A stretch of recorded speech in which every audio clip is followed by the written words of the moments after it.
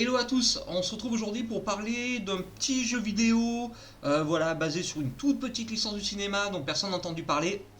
Voilà, je veux bien sûr parler de Blair Witch qui est paru ce 30 août sur PS4, Xbox One et PC.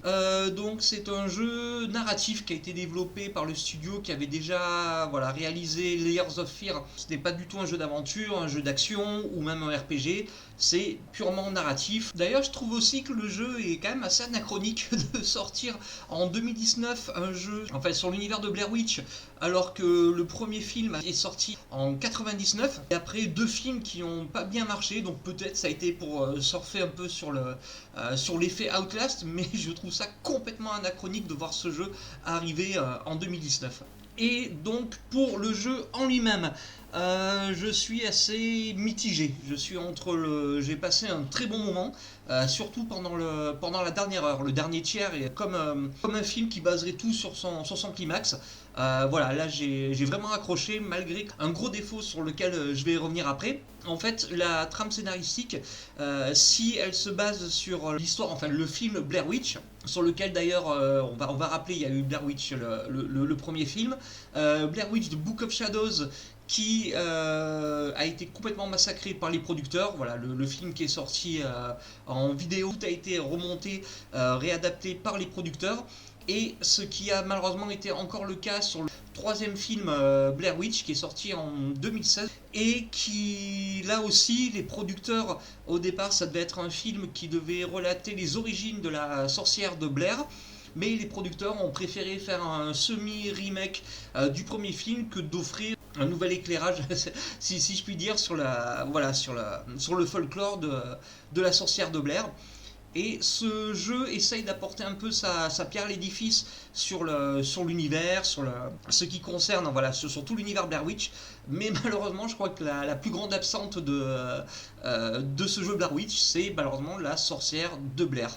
Le jeu voilà, c'est basé sur encore une disparition dans la forêt de la sorcière, donc je ne sais plus le nom de la ville. Et il y a un homme qui, au passé trouble bien sûr, qui va partir enquêter sur la disparition d'un enfant dans la forêt et qui va se retrouver confronté à ses peurs.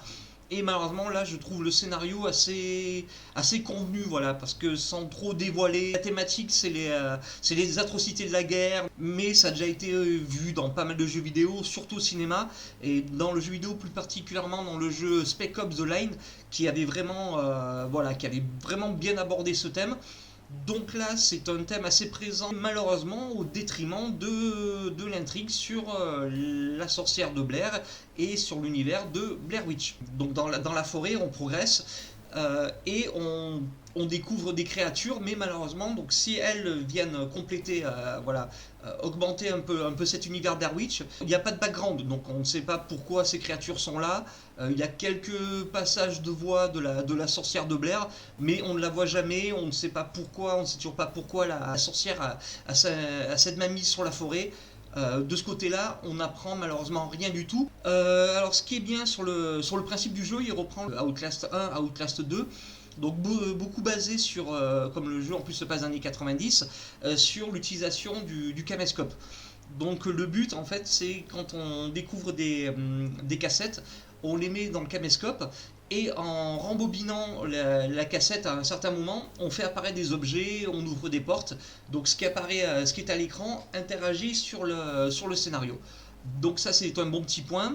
L'autre bon point aussi c'est que on est accompagné par un chien qui nous permet d'avancer, qui va découvrir des indices, on lui demande d'aller chercher, on peut le caresser pour le récompenser, on a des gâteaux à lui donner, il y a des interactions avec lui qui sont totalement, qui ne servent pas, voilà, à part avancer, revient et voilà, cherche, il n'y a pas grand chose au niveau du chien, mais la relation avec le protagoniste et le chien et surtout les animations et le chien est vraiment très réaliste et les amoureux des animaux vraiment vont aimer l'interaction entre les deux personnages. Je pourrais aborder, voilà, c'est le jeu met du temps à se mettre en place en fait. Je crois qu'il doit y avoir 7 heures pour compléter le jeu, mais vraiment les 5 premières heures mettent du temps à se mettre en place, tout est assez cryptique, et c'est vraiment dans le dernier tiers, sur les 2 dernières heures, que là on rentre vraiment dans l'horreur quand on commence à pénétrer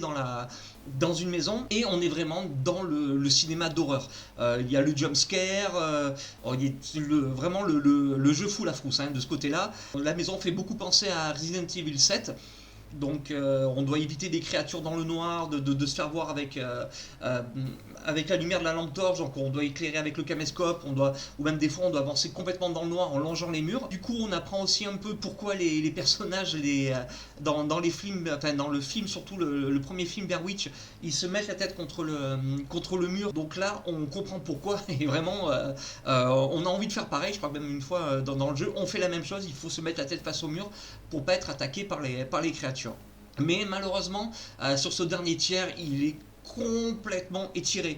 Donc au bout d'un moment, la maison fait 35 km, on est là, on parcourt la maison, on monte, on descend, on parcourt des portes, on revient. Pour étendre la durée de vie du jeu, le jeu pourrait faire 2 heures, ça n'aurait aucune incidence sur le scénario. La première partie du jeu c'est pareil aussi, hein.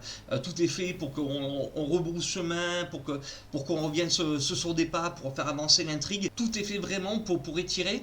Le jeu sur toutes les plateformes est à environ 30€. Moi je l'ai fini en quasiment 2 jours, voilà, pas plus de 2 jours. Ça fait cher pour ce que c'est, je pense que pour 20€, voire 15€, je pense qu'il vaut mieux attendre une promo pour l'acheter. Par contre, il est dispo sur le Xbox Game Pass, donc du coup, voilà, si on paye le Xbox Game Pass, le jeu est compris avec, donc pas besoin entre guillemets de payer, on peut y jouer directement, ce qui fait un peu passer la pilule, mais quand même voilà, c'est une expérience comme beaucoup d'expériences narratives.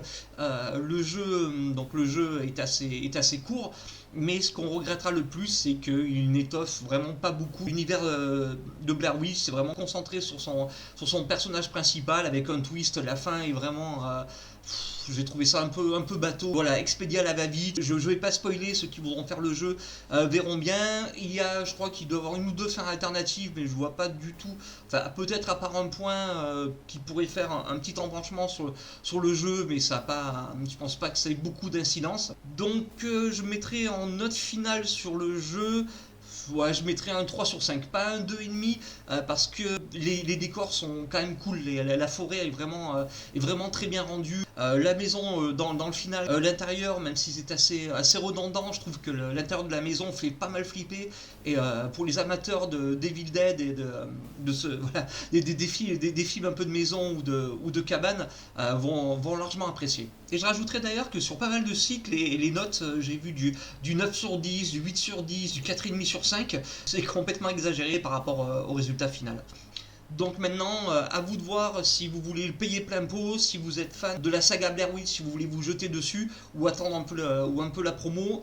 Moi je vous conseille d'attendre un peu avant de vous procurer le jeu. Alors autre petit point important qui pourrait peut-être en fâcher certains, c'est la technique. Par moment, le jeu saccade pas mal. Enfin, surtout au début du jeu, ça fait un peu mal aux yeux. Sur la Xbox One S, c'est pas des grosses saccades, mais des mini saccades. On sent que les déplacements de caméra sont vraiment pas fluides par moment. Je pense que sur la Xbox One X, ça doit bien mieux tourner. Sur PC, un très bon PC aussi, je pense que ça doit bien tourner. Sur la PS4, je sais pas ce que ça donne, donc les possesseurs de PS4 pourront vérifier eux-mêmes. Mais sur la Xbox One S, j'ai quand même eu pas mal de soucis de framerate et au niveau des mouvements de caméra. Merci d'avoir suivi ce petit test. N'hésitez pas à partager, commenter, liker, à passer sur Antiverse pour plus de news, d'infos et de vidéos. Merci à tous. Tchuss!